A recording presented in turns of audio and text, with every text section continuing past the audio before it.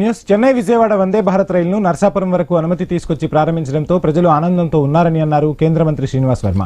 Deputy speaker Raghurama Krishnam Raju, మంత్రి నిమ్మల రామానాయుడు ఇతర ఎమ్మెల్యేలతో కలిసి నర్సాపురంలో జెండా ఊపి వందే భారత్ రైలును ప్రారంభించారు వర్మ. త్వరలో బెంగళూరు నుంచి వచ్చే వందే భారత్ రైలు కూడా నర్సాపురానికి తీసుకొస్తానంటున్న కేంద్ర మంత్రి వర్మతో ఐ న్యూస్ ప్రతినిధి భార్గవ్ ఫేస్ టు ఫేస్. పశ్చిమ గోదావరి కోనసీమ జిల్లాల ప్రజలకు చిరకాల వాంఛగా అటు ప్రధానంగా ప్రయాణికులకు సంబంధించినటువంటి ఒక శుభవార్తనైతే కేంద్ర మంత్రి శ్రీనివాస్ వర్మ గాని అటు రాష్ట్ర బృందం కూడా అందించారు. ప్రస్తుతం ఆయన వందే భారత్ రైలు ప్రారంభించే రైల్లో ప్రయాణిస్తున్నారు. సార్ చెప్పండి, అటు కోనసీమ జిల్లా పశ్చిమ గోదావరి జిల్లా ప్రజల ప్రయాణికులకు ఒక శుభవార్త తీసుకొచ్చారు. ఇది ఎలా సాధ్యమైంది, ఏ విధంగా సేవలు అందిస్తున్నారు? ఇవాళ మొట్టమొదటిసారిగా నర్సాపురంలో వందే భారత్ సర్వీసు ప్రారంభమైంది. ముఖ్యంగా ఈ ప్రాంతానికి కోనసీమతో కనెక్టివిటీ ఉన్న ఏరియా. పెద్ద ఎత్తున చెన్నై వెళ్ళే వారికి మధ్యలో ఏదైతే గుడివాడ, విజయవాడ, తెనాలి, ఒంగోలు, నెల్లూరు, గూడూరు, రేణిగుంట తిరుపతి కూడా దగ్గర ఈ విధంగా పెద్ద ఎత్తున రైల్వేలు అనుసంధానం ఎక్కడ బాగుంటే అక్కడ అభివృద్ధి చెందుతుంది. పెద్ద ఎత్తున వాణిజ్యాలు, వ్యాపారాలు బాగుంటాయి, విద్యా సౌకర్యాలు కూడా బాగుంటాయి. ఈ కాన్సెప్ట్ భారతదేశంలో అత్యంత వేగంగా నడిచేటువంటి రైల్స్ వందే భారత్.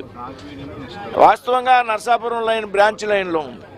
నర్సాపురం కానీ భీమవరం కానీ అభివృద్ధి చెందినటువంటి ప్రాంతాలు అయినప్పటికీ కూడా రైల్వేల పరంగా లూప్ లైన్లో ఉన్నటువంటి పరిస్థితి. కాబట్టి ఈ ప్రాంతానికి వందే భారత్ వస్తుందా అనేటువంటి విషయంలో అనేక అనుమానాలు ఉన్నాయి. రైల్వే శాఖ నుంచి కూడా అనేక అభ్యంతరాలు ఉన్నాయి. రైల్వే భారత్ ప్రస్తుతం భారతదేశంలో ఏదైతే ఇంటర్ సిటీస్ ఉన్నాయో సిటీస్ మధ్యలో కనెక్టివిటీ. రైల్వే భారత్లో వందే భారత్లో కాన్సెప్ట్ ఏంటంటే ఉదయం బయలుదేరి రాత్రికి ఎక్కడ బయలుదేరిందో అక్కడ చేరుకోవాలి. ఆ రకంగా నర్సాపురం కష్టతరం అవుతుంది, సాధ్యం కాదనేటువంటి విషయాన్ని అధికారులు పదే పదే చెప్పినప్పటికీ కూడా ఏదైతే రైల్వే మంత్రి గారు ఒక చొరవ కారణంగా మాకు వందే భారత్ కావాలని పదే పదే రైల్వే బోర్డు చైర్మన్ గారిని కలిసినటువంటి సందర్భంలో ఇది సాధ్యమైంది.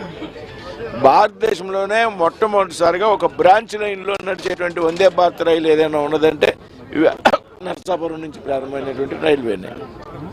కాబట్టి కేవలం కేంద్ర ప్రభుత్వంలో నరేంద్ర మోడీ గారి ఆలోచన ఇది. వందే భారత్ రైలు ఆయన ప్రవేశపెట్టినటువంటి ఈ రైలుని మన అష్టమి వైష్ణవ్ గారి యొక్క సహకారం, ముఖ్యంగా రైల్వే బోర్డు చైర్మన్ గారి యొక్క సహకారం, ఏదైతే southern railway, south central railway కలిపి పనిచేస్తే కానీ దీనికి అంగీకారం రాదు. ఎందుకంటే ఇది చెన్నై నుంచి బయలుదేరుతుంది, చెన్నై సదరన్ రైల్వేలో ఉంది. మన విజయవాడ కానీ ఈ ప్రాంతం సౌత్ సెంట్రల్ రైల్వేలో ఉంది.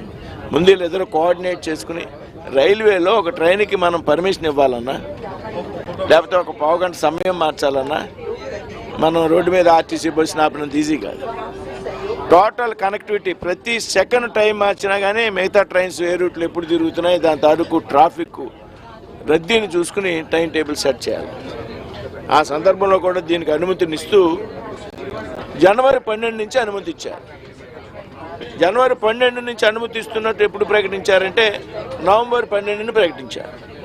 అంటే నవంబర్ 12 నుండి జనవరి 12 2 నెలల సమయం. ఎందుకు 2 నెలల సమయం తీసుకున్నారు అంటే రైల్వేలో 2 నెలల ముందుగా టికెట్లు ఇష్యూ చేసేస్తారు.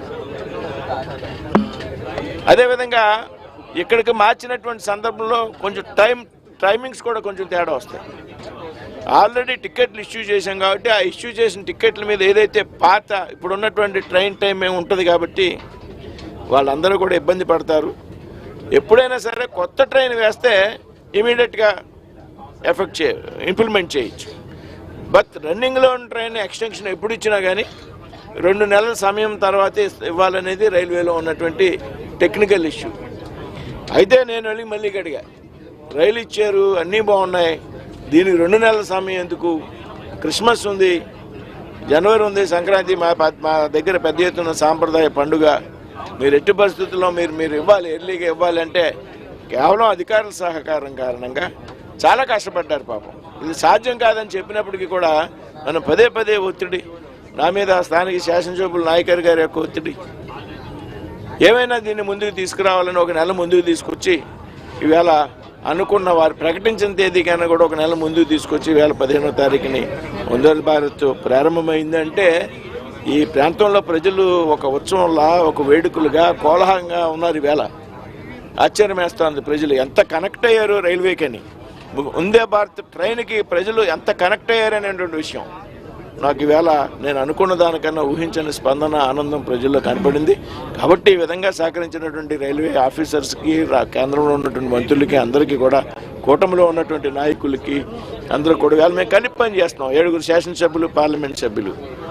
కూటమి ఎక్కడ పనిచేస్తుంది, అందరూ కలిపి సమైక్య అంటే రాష్ట్రంలో పశ్చిమ గోదావరి జిల్లా నరసాపురం జిల్లా అధ్యక్షులు రాంబాబు గారు, గోవింద్ బాబు గారు, శాసనసభ్యులు, మేమంతా ఒక స్నేహపూర్వకమైనటువంటి వాతావరణంలో అభివృద్ధి కోసం కలిసి పనిచేయాలనేటువంటి నా కాన్సెప్ట్.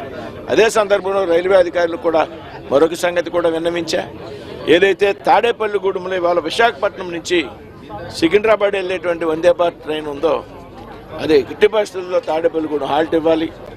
అక్కడ ఫ్రీక్వెన్సీ చెప్పా, సంఖ్య చెప్పా, ఎన్ని బస్సులు హైదరాబాద్ వెళ్తాయి, ఫిగర్స్తో సహా, స్టాటిస్టిక్స్తో సహా అధికారులకు ఇచ్చా.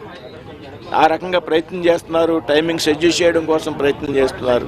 అదేవిధంగా నర్సాపురం నుంచి బెంగళూరుకి, అంటే విజయవాడ నుంచి బెంగళూరుకి రాబోయేటువంటి కాలంలో ఒక వందే భారత్ ట్రైన్ ప్రవేశపెడతారనేటువంటి ఒక ఆలోచన నడుస్తూ ఉంది. ఇంకా అది ప్రాక్టికల్గా ఆమోదం పొందలేదు. కాకపోతే నర్సాపురం నుంచి రోజు దాదాపు 18 బస్సులు బెంగళూరు బస్సులు వెళ్తాయి. 18 బస్సులు. కాబట్టి విజయవాడ నుంచి బెంగళూరు వెళ్ళేటువంటి ఏదైతే బస్సులు ఉన్నాయో, అది మీరు ట్రైన్ ఉన్నదో దాన్ని నర్సాపురం వరకు పెంచితే ఇంకా బాగుంటుంది, ప్రజలకు అందుబాటులో ఉంటుంది. కాబట్టి మీరు అది కూడా పెంచాలి అనేటువంటి విషయాన్ని అధికారులకు చెప్పారు.